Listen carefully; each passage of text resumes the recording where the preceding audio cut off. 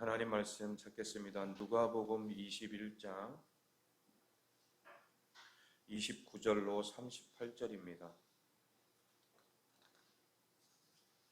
누가복음 21장 29절로 38절까지 우리 한 목소리로 합독하겠습니다. 이에 비유로 이르시되 무화과 나무와 모든 나무를 보라. 싹이 나면 너희가 보고 여름이 가까운 줄을 자연히 아나니 이와 같이 너희가 이런 일이 일어나는 것을 보거든 하나님의 나라가 가까이 온 줄을 알라. 내가 진실로 너희에게 말하노니 이 세대가 지나가기 전에 모든 일이 다 이루어지리라. 천지는 없어지겠으나 내 말은 없어지지 아니하리라. 너희는 스스로 조심하라. 그렇지 않으면 방탕함과 술취함과 생활의 염려로 마음이 둔하여지고 뜻밖의 그 날이 덫과 같이 너에게 임하리라. 이 날은 온 지구상에 거하는 모든 사람에게 임하리라. 이러므로 너희는 장차 올 이 모든 일을 능히 피하고 인자 앞에 서도록 항상 기도하며 깨어 있으라 하시니라. 예수께서 낮에는 성전에서 가르치시고 밤에는 나가 감람원이라 하는 산에서 쉬시니 모든 백성이 그 말씀을 들으려고 이른 아침에 성전에 나아가더라. 아멘. 할렐루야. 오늘 말씀은 늘 깨어 기도해야 한다라는 말씀으로 함께 은혜 나누겠습니다. 이제 뜨거운 여름이 지나가고 시원한 가을이 성큼 다가왔습니다. 이제 곧 다가올 가을 이후에 겨울을 또 준비하면서 겨울 나기를 위한 대비를 아마 시작할 거예요. 집에 있는 반팔들은 다 짧은 옷들은 다 집어넣고 이제 긴 팔들을 하나하나씩 다 꺼내서 빨래도 한번 싹 하고 새롭게 겨울 준비를 시작할 겁니다. 에어컨도 마찬가지로 덮개로 덮고 이제 히터를 꺼내서 따뜻하게 또 지내려고 우리가 준비를 한다는 거죠. 우리가 열해 동안 살면서 사는 방식을 터득한 것이 바로 당연한 상식으로 자리 잡고 있다는 거죠. 매번 계절이 지날 때마다 무엇을 준비할까 늘 생각하고 준비를 한다는 거죠. 그런가 하면 자동차를 보면 우리가 요즘에는 이제 다 후방 카메라도 있고 또 후방 추돌 경고장치 삐삐삐 하는 소리도 있지 않습니까? 주차할 때나 또 다른 필요할 때에도 운전 중에 후진하다 보면 이 후방 추돌 경고장치가 작동을 하게 돼요. 그러다가 부딪힐 만한 것이 가까이 오면 이 경고장치는 화가 난 듯이 어떻게 해요? 삐삐 처음에는 하다가 삐삐삐삐삐 하다가 더 가까이 가면 삐삐삐삐 하다가 나중에 삐 이렇게 되죠. 예. 그렇게 우리가 앞으로 내 삶을 어떻게 준비해야 되는가? 어떻게 보면 이 자동차에 달려있는 그런 경고장치도 우리가 삶을 살아가면서 안전을 위해서 그렇게 만들어진 것처럼 우리 인생에도 마찬가지로 내 인생을 안전하고 평안하게 가기 위해서는 우리가 준비해야 될 것, 이런 것들이 분명히 있다는 것을 꼭 기억해야 될 줄로 믿습니다. 이와 같은 상식은 우리가 경험으로 터득한 감각적 지식이라고 하겠는데, 그런데 이런 상식적인 상황이 벌어져도 그런 모습에 대해서 무감각해질 때가 있다는 거예요. 그리고 그 뜻을 모른다면 여러분 어떤 일이 벌어질까요? 아마도 웃음거리가 되거나 우리의 재물이 손상되어지는 그런 피해를 입게 되겠죠. 오늘 본문에서도 예수님은 아주 상식적이고 자연스러운 이치를 가지고 우리에게 말씀해 주고 있습니다. 그 첫 번째는 영적 통찰력이 필요하다는 거예요. 무엇이 필요하다고요? 영적 통찰력이요. 예수님께서 오늘 본문을 시작하면서 비유로 말씀하십니다. 무화과 나무와 모든 나무의 비유인데, 여러분 나무에서 싹이 나면 여름이 가까운 줄을 자연히 안다고 하시죠. 이스라엘에서 무화과는 1년에 2번 열립니다. 양력으로 6월경에 열리는 이른 무화과가 있고 또 9월경에 제때 수확하는 무화과가 있다고 합니다. 우리도 지금 마트에 가면은 뭐가 있어요? 무화과 열매 있죠. 예, 저도 사 먹어봤는데 애들이 너무 좋아해가지고 근데 이번엔 별로 맛이 없더라고요. 별로 맛이 없어서 거기다 꿀을 부어가지고 꿀을 타서 먹었어요. 그러니까 좀 이제 맛이 있더라고요. 이렇게 무화과가 열리는 그때 제때를 예수님께서 말씀하시면서 이스라엘 사람에게는 아주 자연스러운 그런 상식이었던 거예요. 이렇게 예수님은 자연의 섭리를 제시하시면서 자신의 교훈을 설득력 높이면서 말씀하고 계신 거예요. 여러분, 무화과 나무에 싹이 나면 뭐가 다가온 것처럼요? 여름이 다가온 것처럼 종말의 징조들도 있으면 하나님 나라가 가까이 왔다라는 것을 말씀해 주고 있는 거예요. 우리 마태복음 24장 32절로 36절도 한번 볼까요? 시작. 무화과 나무의 비유를 배우라. 그 가지가 연하여지고 잎사귀를 내면 여름이 가까운 줄을 아나니 이와 같이 너희도 이 모든 일을 보거든 인자가 가까이 곧 문 앞에 이른 줄 알라. 내가 진실로 너에게 말하노니 이 세대가 지나가기 전에 이 일이 다 일어나리라. 천지는 없어지었던저 내 말은 없어지지 아니하리라. 그러나 그날과 그때는 아무도 모르나니 하늘의 천사들도 아들도 모르고 오직 아버지만 아시느니라. 아멘. 그날과 그때는 누구만 안다고요? 하나님만 아신다. 아들도 모르고 천사도 모르는 거예요. 이처럼 하나님의 말씀은 천지가 없어지었던즉 하나님의 말씀이 없어지지 않는다라는, 그만큼 이루어진다라는 거죠. 분명하게. 여러분, 종말의 징조들은 이미 본문에 위에 윗절에서 언급되었듯이 우리에게 내용을 말해주고 있는데 미혹과 난리와 불신과 이럴 성신의 징조와 전쟁과 지진과 기근, 전염병 등 이런 것들이 있어요. 여러분들, 이런 것들을 우리가 한번 생각해 본다면 하나님 나라가 가까이 왔다는 것을 알 수가 있죠. 그런데 특별히 요즘 우리가 살아가는 이 시대도 마찬가지잖아요. 요즘에 코로나19 전염병으로 또 기상이변으로 천재지변, 이런 전쟁과 이런 어떤 여러 가지 자연재해들과 이런 모습들, 이런 것들을 우리가 경험하면서 하나님 나라가 정말 가까이 왔다라는 것을 인식하고 살아가느냐 이 말이에요. 과거에도 분명 성경 말씀에 기록되어 있으니까 그때도 그랬다면 오늘도 이런데 뭐 별로 예수님이 오셨다라고 하는 말이 없잖아요. 그러니까 물론 이 날이 우리가 세대를 지나고 난 이후에도 또 있을 거야. 그러면서 무심코 지나갈 때가 있다는 거죠. 그러나 우리는 시대를 분별할 줄을 알아야 될 줄로 믿습니다. 누가복음 12장 54절로 56절도 읽어볼까요? 시작. 또 무리에게 이르시되 너희가 구름이 서쪽에서 이르는 것을 보면 곧 말하기를 소나기가 오리라 하나니 과연 그러하고 남풍이 부는 것을 보면 말하기를 심히 더우리라 하나니 과연 그러하니라. 외식하는 자여 너희가 천지의 기상은 분간할 줄 알면서 어찌 이 시대는 분간하지 못하느냐. 아멘. 여러분들, 자연의 섭리 가운데 우리가 경험적으로 아는 것들이 있잖아요. 세월을 지나면서 구름이 서쪽에서 이런 것을 보면 소나기가 오겠구나. 또 남풍이 불면 더우리라. 또 여러분들, 우리 아는 것이 뭐가 있죠? 아침에 안개가 끼면 날이 맑을 것이다. 맞죠? 그리고 하늘의 별이들도 떠도 마찬가지로 그 다음날 맑을 것이다 라고 하는 그런 우리가 어떤 기상적인 것들은 이미 우리가 체험을 해가지고 다 알고는 있어요. 그런데 오늘 56절의 말씀이 중요하다라는 거예요.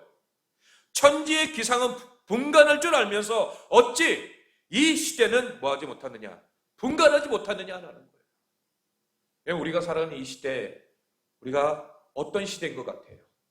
여러분들이 보더라도 종말이 다가온 거죠. 말세를 살아가고 있는 거예요, 우리가. 시대를 읽어낼 수 있는 영적인 통찰력이 필요하다라는 거예요. 그 영적 통찰력을 통해서 해석할 줄 아는 지혜가 있어야 한다는 말이죠.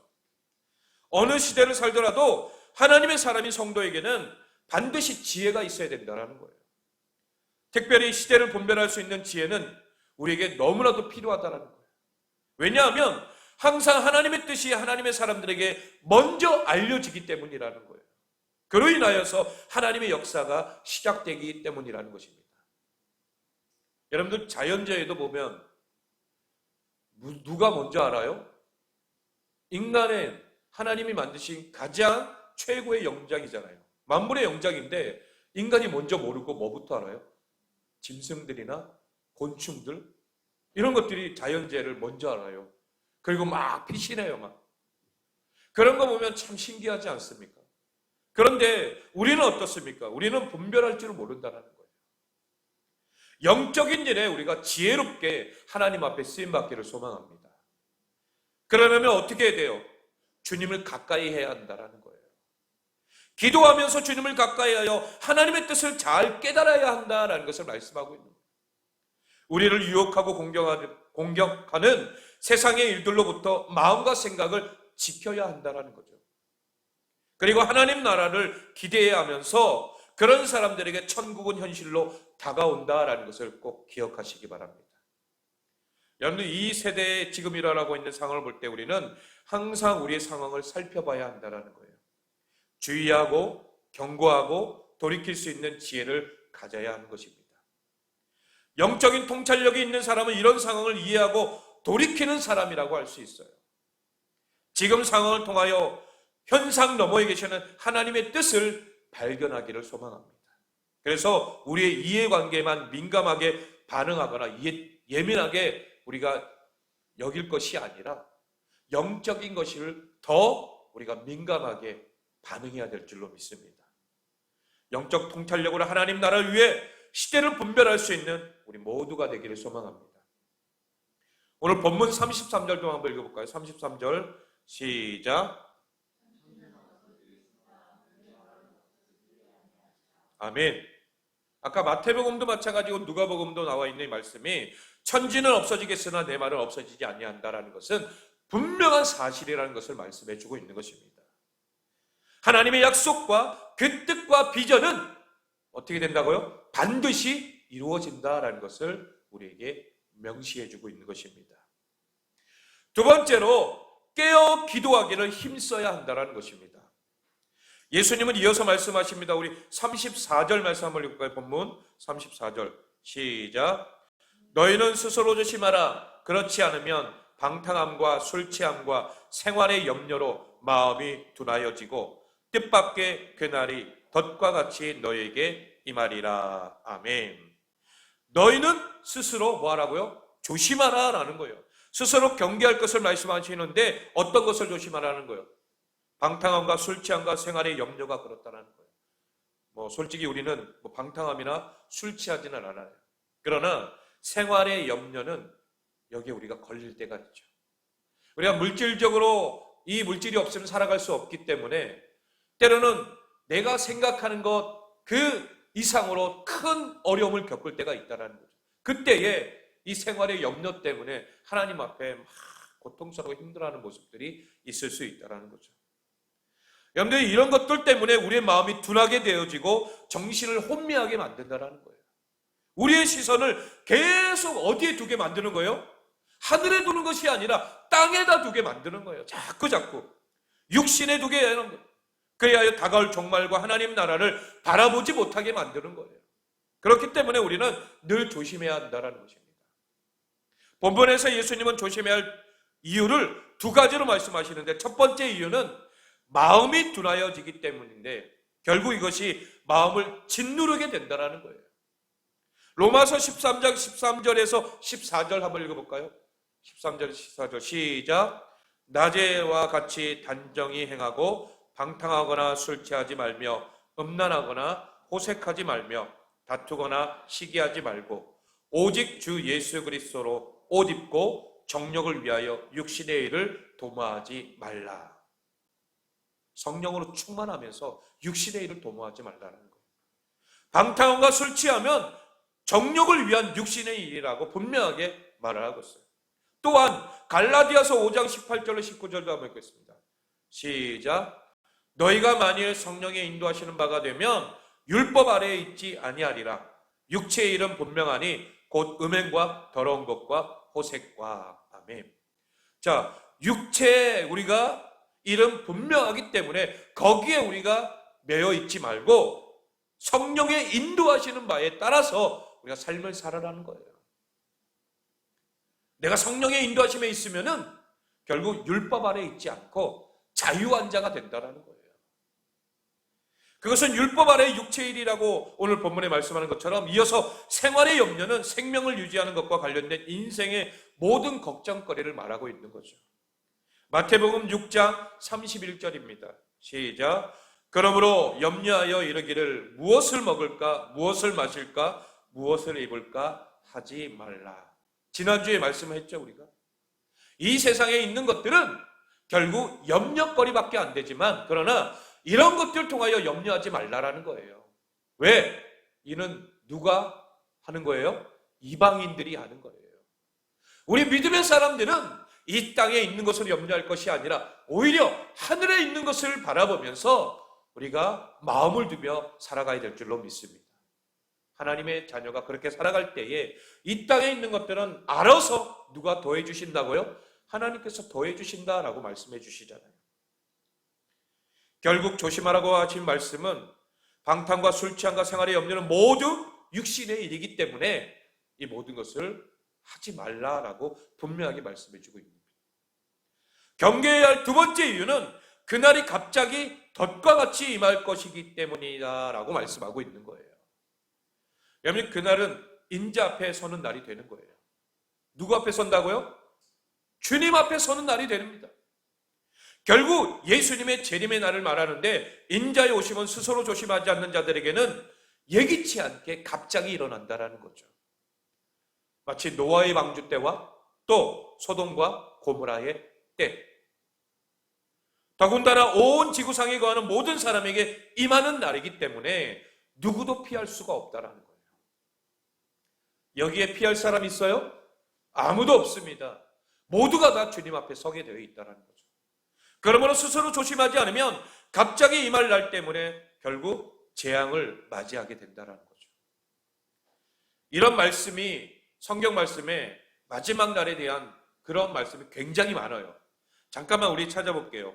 오늘 본문 34절로 35절 말씀 드릴게요. 시작. 너희는 스스로 조심하라. 그렇지 않으면 방탕과 술 취함과 생활의 염려로 마음이 둔하여지고 뜻밖의 그 날이 덫과 같이 너희에게 임하리라.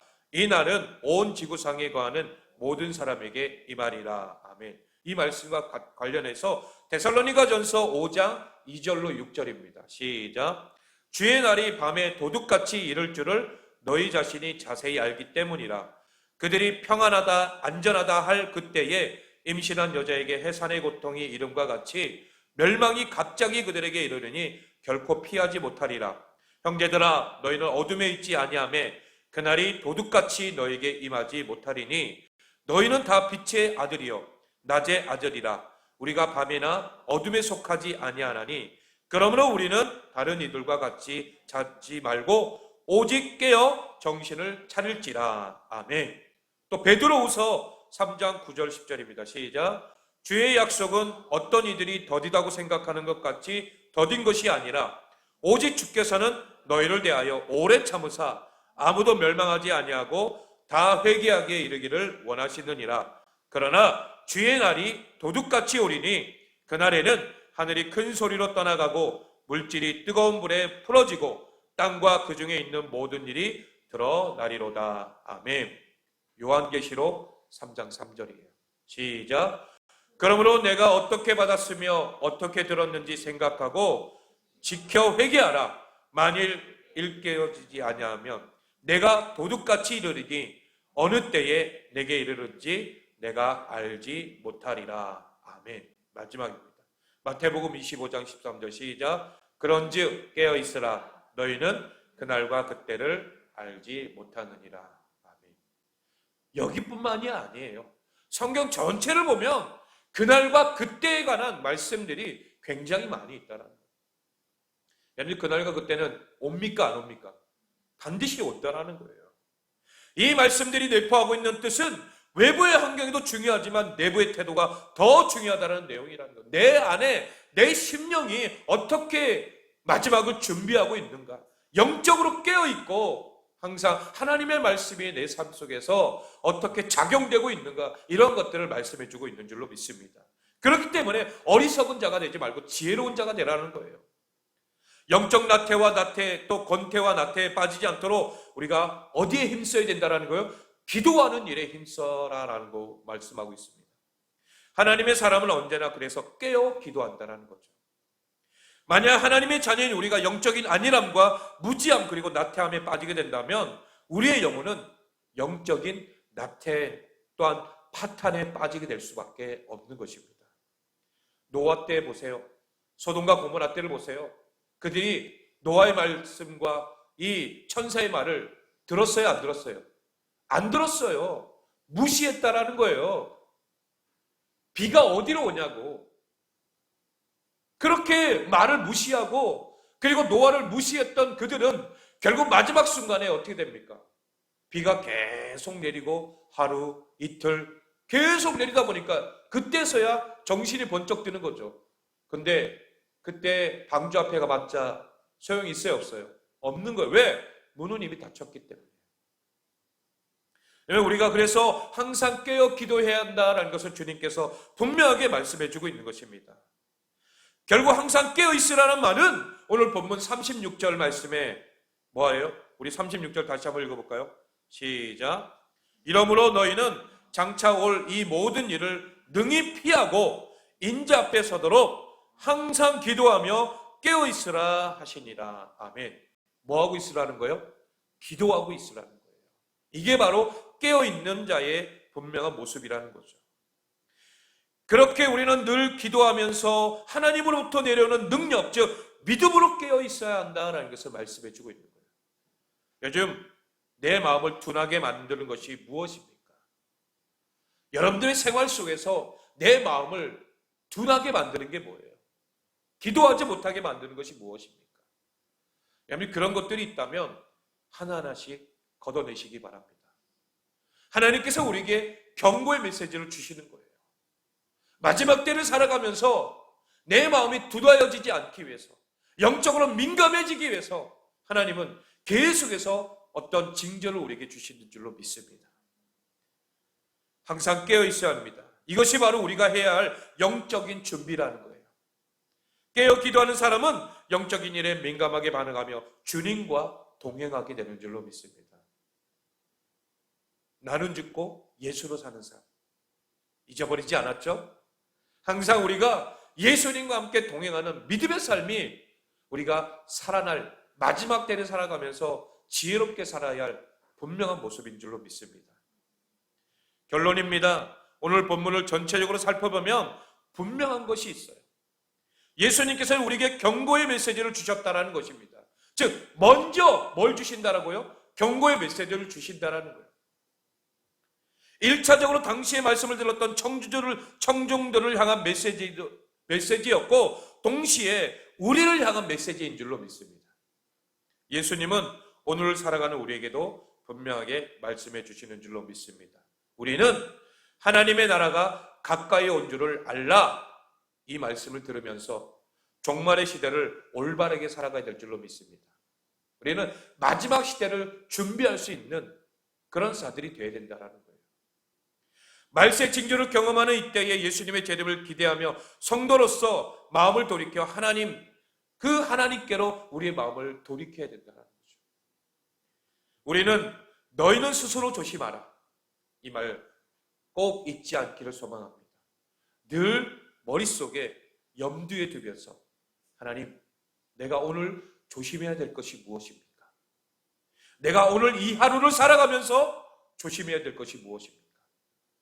물론 우리는 이 추석 명절에 제사 지내지는 않습니다. 그러나 우리 주변에 믿음의 사람들 가운데 추석 명절이나 설 명절이 오면 굉장히 고통스러운 사람들이 있어요. 무엇 때문에요? 이 종교 때문에. 처가댁이나 아니면 이렇게 친척집에 찾아갈 때에 그곳에서 제사를 지내거나 분명히 예배를 드리지 않을 거란 말이죠. 그렇게 되면은 서로 막 부딪히게 되고 그걸로 인한 갈등으로 인해서 막 힘들어하는 사람들이 굉장히 많잖아요. 여러분들, 그렇기 때문에 우리가 늘 항상 너희는 스스로 조심하라. 그걸 머리에 늘 염두에 두고 하나님 앞에 믿음의 삶을 살려고 몸부림쳐야 될 줄로 믿습니다. 예수님은 오늘 본문의 37절 말씀에 낮에는 성전에서 가르치시고 밤에는 어디로 오세요? 감람원에 가셔서 쉬셨다라는 거예요. 이 감람원은 예수님께서 기도하는 자리입니다. 우리 누가복음 22장 39절로 40절 말씀을 읽고 같이 시작. 예수께서 나아가사 습관을 따라 감람산에 가심에 제자들도 따라갔더니 그곳에 이르러 그들에게 이르시되 유혹에 빠지지 않게 기도하라 하시고 아멘. 항상 예수님도 이 땅에 오셨을 때 뭘 입고 계셨어요? 육신의 몸을 입고 있기 때문에 항상 어디에 올라가시는 거예요? 감람원에 올라가시는 거예요. 감람산에 올라가셔서 누구와 동행하시는 거예요? 하나님과 동행하시는 거예요. 하나님과 계속해서 교통하시는 거예요. 육신의 연약함이 내 영을 지배하지 못하도록, 그래서 하나님의 뜻을 우리가 어그러뜨지 못하게 늘 예수님은 어디에 올라가신 거예요? 모든 사역이 마치신 후에 감람원으로 올라가셨던 거예요. 그러면서 제자들에게 뭐랍니까? 유혹에 빠지지 않게 기도하라. 그런데 우리가 잘 알다시피 감람원에 예수님께서 마지막 겟세마네 동산에 올라가셨을 때에 제자들도 같이 올라갔지만 그곳에서 깨어 기도했어요? 잠을 잤어요? 잠을 잤죠. 그게 바로 제자들의 모습이 오늘 우리의 모습이라는 거예요. 우리는 깨어 기도하고 하나님 앞에 오늘 말씀과 같이 우리가 이 마지막 때를 준비하면서 하나님 앞에 온전한 믿음의 삶을 살아낼 수 있는 우리 모두가 되기를 소망합니다. 우리가 소명에 붙들린 사람은 바로 이러한 모습이지 않겠습니까? 안일함과 나태함을 버려놓고 늘 깨어 기도하며 소망의 하나님을 바라보며 충성을 다하는 삶이 바로 이런 삶일 줄로 믿습니다. 오늘 저와 여러분이 예수님이 경계 메시지를 마음에 품으면서 바로 우리에게 주신 말씀과 같이 이 추석 연휴를 주 안에서 믿음으로 승리하는 복된 주의 자녀들 되시길 예수 그리스도의 이름으로 축원합니다.